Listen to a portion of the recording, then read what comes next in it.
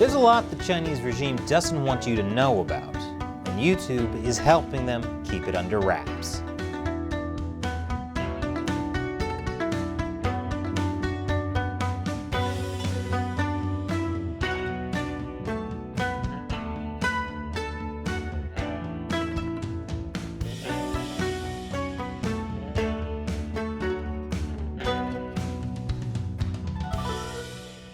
Welcome to China Uncensored, I'm Chris Chappell. First, I want to announce we have a brand new channel devoted to video games called Gamers Unbeaten. We started it in part because YouTube is slowly killing China Uncensored. Talking about politics while playing video games is one of our fallback strategies to get around YouTube's censorship. The next episode is about Street Fighter and globalism. You'll love it. Also, we didn't mention it in the episode, but I'm pretty sure Blanca is a human-animal chimera created in a Chinese lab deep in the Amazon jungle. But yes, I'm sorry to say, YouTube has unveiled a new strategy to seriously undermine our efforts to expose the Chinese Communist Party: age restriction.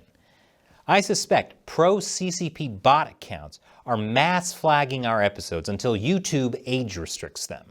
We know China is actively using bot accounts to push their narratives on social media. Some have estimated at least 15% of Chinese accounts on Twitter are bots. I guess it could be worse. At least they're not sending other types of robots after us. Yet.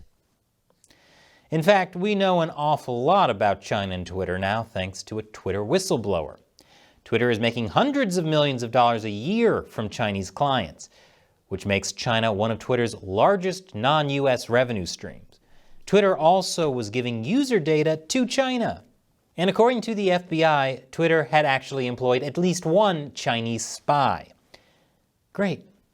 So Twitter is basically just TikTok minus the dancing, which I guess still makes it better, but not by much. Now, Twitter is much smaller than YouTube, so you gotta wonder if the Chinese regime is putting that much effort into Twitter. What's going on behind the scenes at YouTube and Google? I've told you before about how YouTube just so happens to demonetize episodes that cover topics the Chinese regime really doesn't want people talking about. Basically, all of our 2019 coverage of the Hong Kong protests was demonetized, including when we actually went to Hong Kong and stayed for weeks to cover those protests live. Twice. It was so bad that a reporter actually wrote an article about us getting demonetized. And then YouTube started reversing some of that demonetization after that reporter started asking them questions about it. We had similar problems getting demonetized with the unnamed virus of mysterious origins. In all these cases, YouTube would never say why they demonetized us, just the vague accusation of violating YouTube's community guidelines. No specifics. And even though YouTube would sometimes re-monetize a video after we complained on social media, it would take several days, and by then, we had already lost nearly all the ad revenue. Now believe me when I say I was never under the illusion that talking about the crimes of the Chinese Communist Party would be a big moneymaker. People committed to telling the truth don't usually wind up rich. You never hear of philosophy majors that think life's greatest challenge is finding enough hangars to store all their private jets. But the problem with how frequently we were getting demonetized was that we couldn't even afford to keep making the show. YouTube was running us out of business. Fortunately, China Uncensored was able to survive demonetization thanks to the support of fans who stepped up and contributed directly by pledging $1 or more per episode through the crowdfunding website Patreon, and supporters who subscribe monthly through our Locals page. Thank you again to everyone who has kept China Uncensored going. But the age restricting is much worse, and we're struggling to get around it. I'll tell you more after this quick commercial break. I'm kidding, I'm not even going to bother putting ad breaks in this episode. By the way, if all you see after our usual commercial breaks is a brief black screen, that means we were demonetized.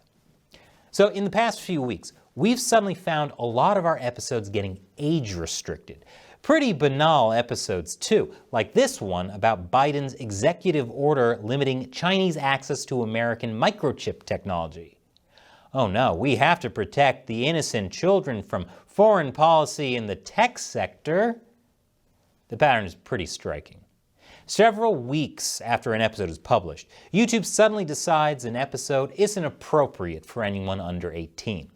Here's the notice they gave us for the microchip episode. As you can see, no reason was given, just that it violated community guidelines. Now, I appealed the ruling.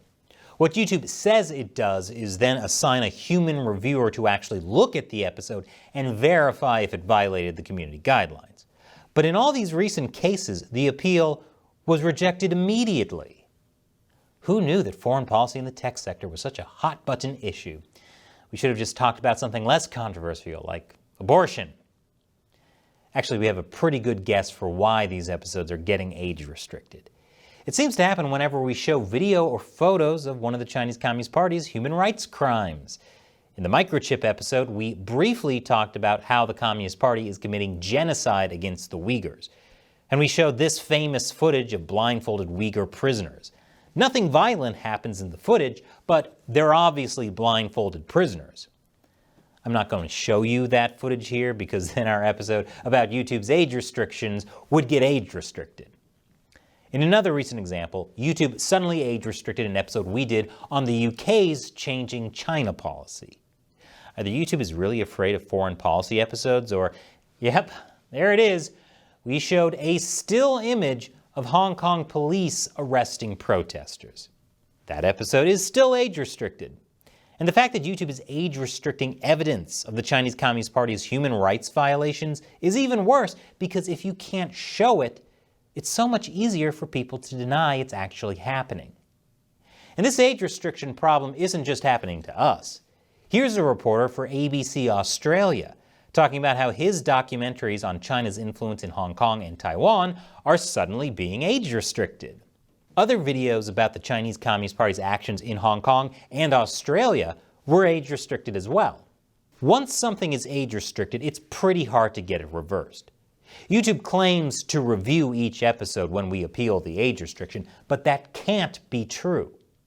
Here's the rejection for the microchip episode. It says, "We reviewed your content carefully," but that's impossible.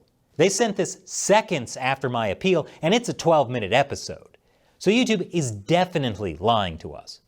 Age restriction means the episodes will not be visible to users who are logged out, are under 18 years of age, or have restricted mode enabled. This is why it's so much worse than demonetization. Although age-restricted videos are also demonetized, the bigger problem is when a video gets age-restricted, that kills the views. YouTube won't push it out. It won't recommend it, and even subscribers might not get notified. And the way YouTube's algorithms work is that it rewards viewership. The more views a video and channel gets, the more the algorithm will show it to people, driving up viewership. The opposite is true too. When a video does poorly, YouTube won't recommend it or the channel as much. Basically, YouTube creates either exponential growth or a death spiral. And that's how YouTube's algorithm can cut off viewership to China Uncensored. And when they put us in a death spiral, it's basically YouTube making sure people don't learn about the things the Chinese Communist Party doesn't want them to hear. And they can do this without having to explicitly target China Uncensored. It's just the algorithm. Essentially, I'm screaming into the abyss. And when you scream into the abyss screams back at you. I'm paraphrasing the philosopher Friedrich Nietzsche, who wrote that on one of his private jets. This is how I believe pro-CCP bot accounts are gaming YouTube's algorithm to actively try and prevent people from seeing China Uncensored. I constantly hear from viewers who say YouTube is not notifying them of new episodes, even if they're subscribed and have the notification bell on. And now I think we know why. Maybe one day we'll see YouTube and Google's China connections exposed like we're seeing happen with Twitter. But until then, what can we do right now? The best solution is to join the China Uncensored 50-cent army on Patreon. When you join through Patreon, you'll get a notice anytime a new episode is posted. So even if YouTube tries to bury it, you'll still know when we have a new episode out. To join the China Uncensored community, create a Patreon account or log in if you already have one. Choose which level you want to join at. You can start with $1 per episode or pledge more to get additional perks. We produce about 18 episodes each month. If that's going to add up to too much for you, you can set a monthly limit of how much you want to contribute. Really, anything helps. Although more support helps us produce more content. Regardless, once you sign up, you'll always get notified of new episodes. Plus, you'll get other perks, including the opportunity to have me answer your question at the end of an episode. I do really appreciate each and every person who signs up because you're the ones making China Uncensored possible. And today's Patreon question comes from Ringleader. Hey Chris, when the CCP collapses, what will happen to the countries that are part of the B and R projects? I'm really happy you said when, not if, Ringleader. So yes, the Chinese Communist Party has trapped many countries around the world in debt thanks to its Belt and Road projects. One of the most famous disasters is Sri Lanka. The Prime Minister said this year the whole country was bankrupt. Now I can't say all the blame for that lies with the CCP, but the massive debt Sri Lanka owed China definitely played a part. So what happens to all these countries when the CCP collapses? Well, the first thing that will happen is all that debt will immediately be called into question. First of all, I doubt whether a lot of the Belt and Road projects will continue without the push from the Chinese regime. So a lot of projects might be left undone or half finished. But at least the debt associated with it might just disappear. It's kind of like when Fire Festival was exposed as a scam. It's not like the dude who organized it was sitting in jail, still sending debt collectors to people who haven't paid for their ticket yet. A lot will depend on the kind of government that replaces the Communist Party. I'm hoping for a free and open society, one that wouldn't make the kind of deals the CCP was making with dictators around the world. That's right, a lot of Belt and Road projects were made with dictators. The CCP is helping prop up these corrupt regimes at the expense of the people in those countries. Without the CCP's backing, it's possible those regimes wouldn't survive. When you really dig into it, the CCP is actively making the world a worse place. When it's gone, the world will probably change for the better in ways we can't even imagine. Except for the fact that we wouldn't need a China Uncensored anymore, which would be sad. Unless you subscribe to Gamers Unbeaten, we can make that show forever. Maybe our next episode will be about foreign policy in the Mushroom Kingdom. Hope YouTube doesn't decide to age restrict us for that. Thanks for your question and your support, Ringleader. And remember, if you want to support the show and be notified of episodes, even when YouTube age restricts them, head over to patreon.com/China Uncensored. Once again, I'm Chris Chappell. See you next time.